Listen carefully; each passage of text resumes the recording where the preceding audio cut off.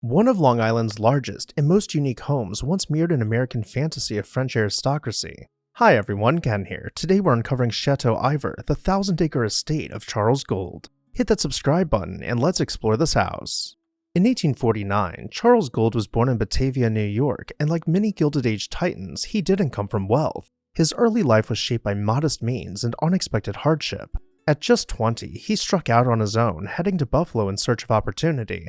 He found his footing as an accountant and later became the deputy postmaster and collector of customs there. But Gould's true rise began in the world of industry. In 1891, with his life savings, he founded the Gould Coupler Company in Depew, New York, a manufacturer of railroad components that quickly became essential to the operations of the New York Central Railroad. He followed this up with the Gould Storage Battery Company in 1897, which produced batteries for everything from trains and elevators to electric farms. But Gould didn't just build products, he built empires. Through the Gould Securities Company and the Gould Realty Company, he managed substantial land holdings across New York City, including properties on Fifth Avenue. In 1907, as retail began replacing mansions along the famous avenue, Gould adapted. He commissioned Woodruff Leeming to convert his home at 714 Fifth Avenue into a commercial building that preserved the look of a private mansion. When French perfume magnate François Coty leased the building in 1910, he brought in none other than René Lalique to design a 3-story wall of Art Nouveau glass, a masterpiece that would become the building's crown jewel.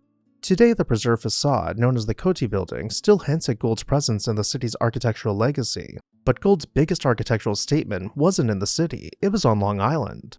Around 1908, Gould commissioned architect John Russell Pope to design a grand estate on over 1,000 acres of prime countryside.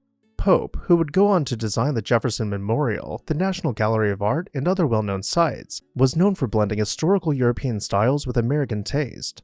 For Gould, he crafted a French-inspired country house known as Chateau Ivor. It was stately, elegant, and a true reflection of the man who built it.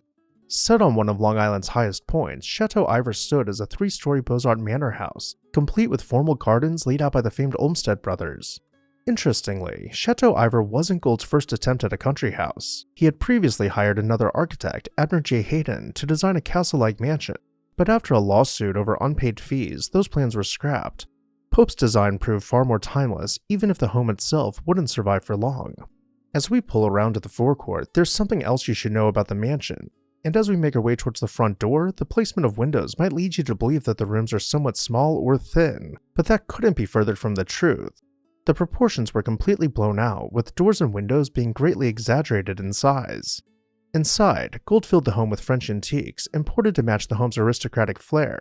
The mansion was a sporting retreat, a social hub, and a luxurious getaway.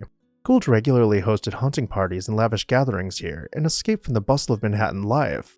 The living room was the largest room on the first floor, finished out with wall panels and parquet flooring meant to match the scale of the home. It isn't until we see the room full of its original furnishings that we can grasp how truly large the space was. The dining room continued with these larger-than-life proportions, with a massive marble fireplace to anchor the room. The walls were clad with simple but refined painted paneling, avoiding the fussy details that were so popular in this time period. Now as we make our way back out towards the gallery, we'll pass by the grand marble staircase, which has been draped with bronze banister ropes, something which would normally be informal had they not been crafted from bronze. Just on the other side of the wall is the library, with half-height bookcases skirting the interior walls below Gould's most prized French paintings. He even mixed new furniture with centuries-old pieces, giving it an air of both modernity and legacy. While there aren't any photos of the bedrooms per se, we can get a pretty good idea of what they might have looked like by viewing some of the items from his estate auction, but that is getting a bit ahead in our story. Back in Depew, Gould's legacy was unfolding with tension. In 1914, the Gould Coupler Company faced one of New York's most cataclysmic labor strikes. When Gould's new general manager enforced stricter work hours and slashed breaks, nearly 900 union workers walked out. The strike escalated into riots and a fatal military intervention. Gould's hardline stance alienated many, and despite rebuilding afterward, the incident marked a turning point in public perception. Yet Gould remained influential until the end. In 1925, he commissioned the construction of 689 Fifth Avenue, known today as the Aeolian Building, just before his passing the following year. He left behind a massive estate worth over $12 million, a fortune worth the modern equivalent of nearly $250 million. In a rather touching detail from his will, Gould set aside enough funds to take care of his dogs and horses for life, a gesture that humanized a man remembered mostly for his employees' poor working conditions. Following his passing, Chateau Ivor was sold, its contents auctioned off, and the home itself fell into a cycle of ownership changes and name changes.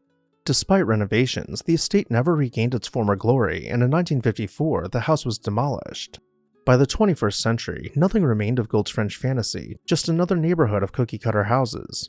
And with that, I'll turn it over to you. What did you think about this mansion? Let me know down below in the comments section. And while you're there, make sure you're subscribed so you never miss an exciting episode of This House.